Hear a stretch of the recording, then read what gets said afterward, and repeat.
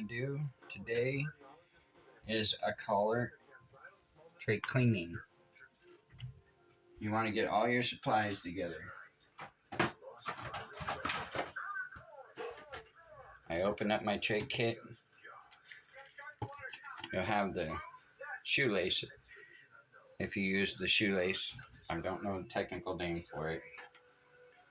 I get it all ready, get my collar open and ready. Saline, use 3 of them for your gauze. Here, let me put this here. Okay. Get your gauze all separated. We don't use this one, so I use it for part of my cleaning kit.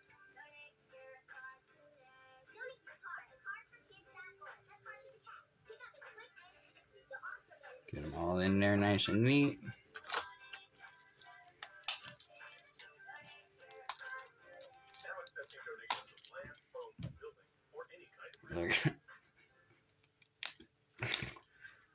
Do the saline, I go all the way around in here.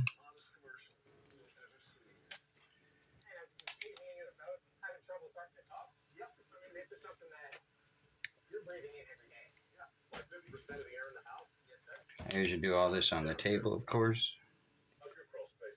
but you can't see that. And I'm not a cinematographer. I scrunch them all together and lay them on the side of the tray kit.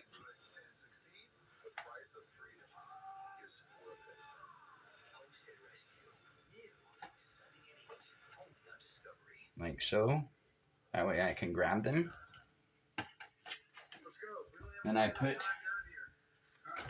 my mucus ointment on the outside of the tray, like I showed you. So, mucus.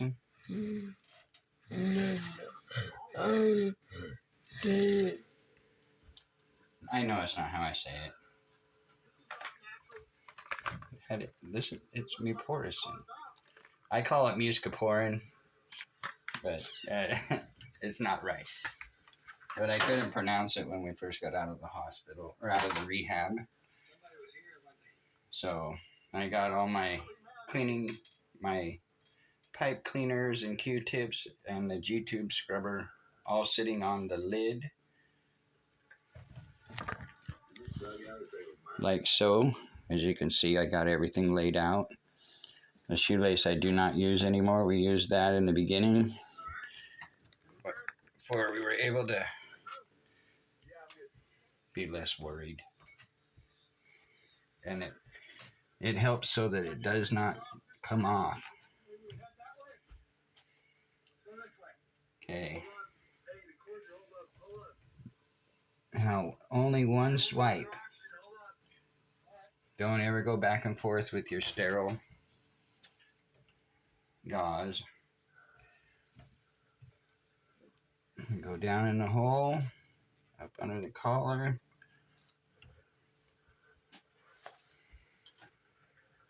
And I'll go round the collar.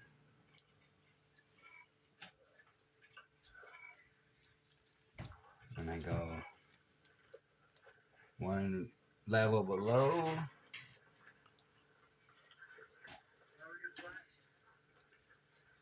And I'll go one level below that. Yeah. Cindy's hair is getting long. Okay, we got that part done. So now the collar. I get it cut because her neck isn't as big as this collar. I have a pretty good idea where to cut it. Thank you. So I cut it with my good scissors. I have a pair of scissors I use for sterile stuff and a pair of scissors I use for non-sterile. If you're doing this, you know what I'm talking about. There's all kinds of stuff you cut. Now I get it to where it usually sits.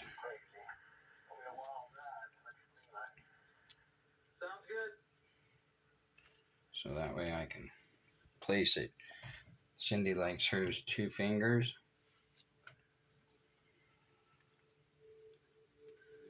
And I did that backwards.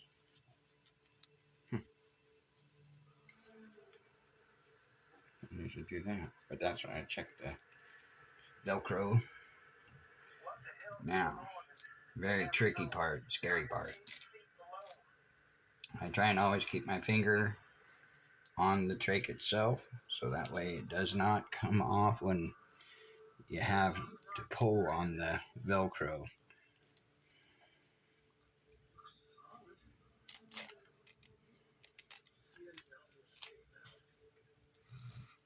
Now,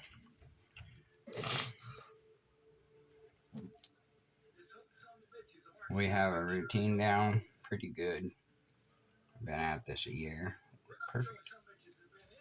Getting so good at that. Okay, up.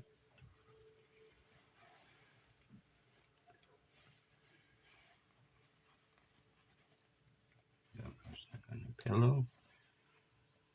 Okay. I got all the hair from out from underneath the collar. Now the trick is I learned bend this Velcro a little bit so you get an angle in it.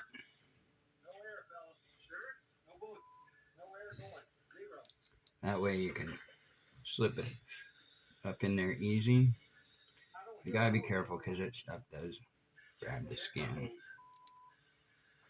Get that one set. Measure.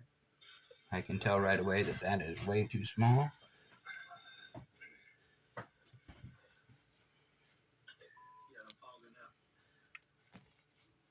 Here, hold on.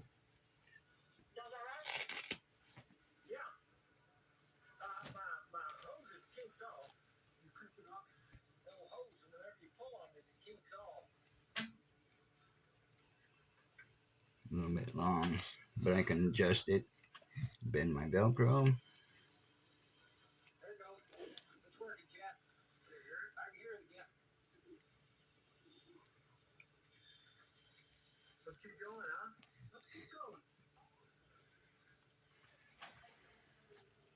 Okay, Cindy likes hers 2 fingers.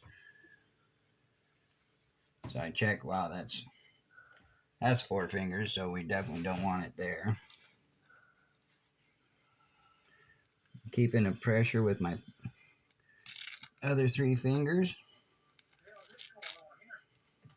And I have a hold of both sides of the trach itself.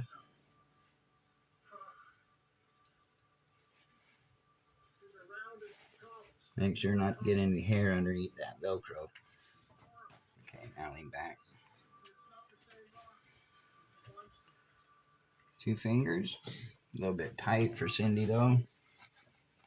And, you good? You good? Does it feel too tight? Okay.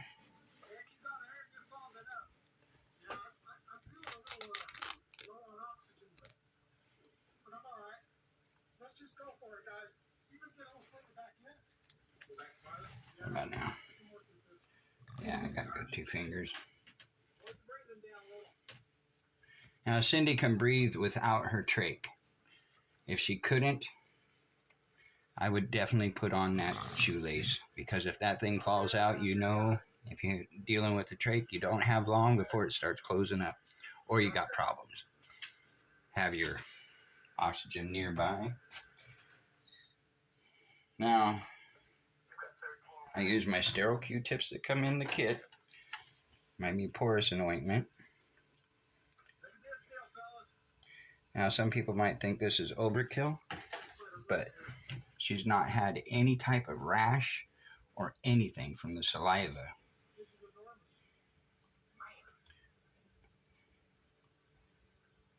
I do half the side. Don't go in the hole itself because you don't want, as the ointment warms up, you don't want it dripping down into her lungs at all. Nothing. I get down a little ways. I do half the side with one. Throw it away.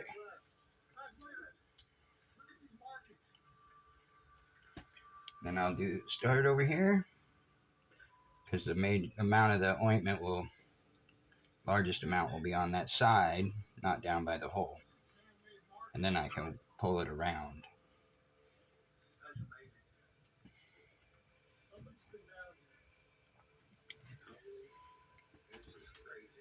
Get that done.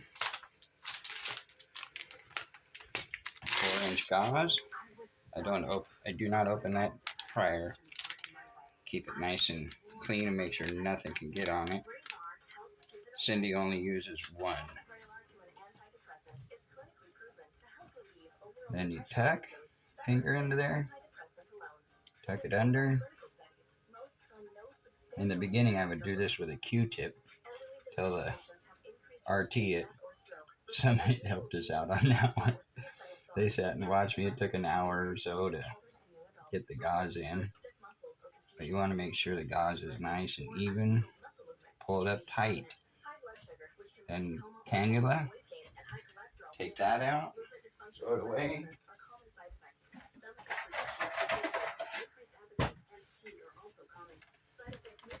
Open up my other canula. Just touch it by the tip. There's that rib that we all know about.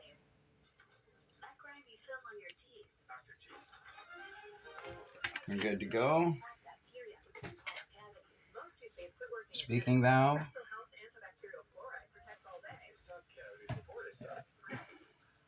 And then the albuterol mask, which not everybody wears, but this is just how we do it. Everybody's got their own things. Bada bing. Collar, gauze, cannula, and all the cleaning that you need to do. Yeah, the cannula. The inner cannula, sorry. Thank you. All right. Hope that helps somebody out. We'll talk about the Foley catheter and the intermittent catheters for the urine. I'm not going to demonstrate that at all, obviously. But I know about putting it in the wrong hole with the Foley. And you only get so many a month. So you can clean it. Don't panic. I panicked once, really. I think that was the worst panic I had, was that Foley in my hand. Whoops. Okay. That's it.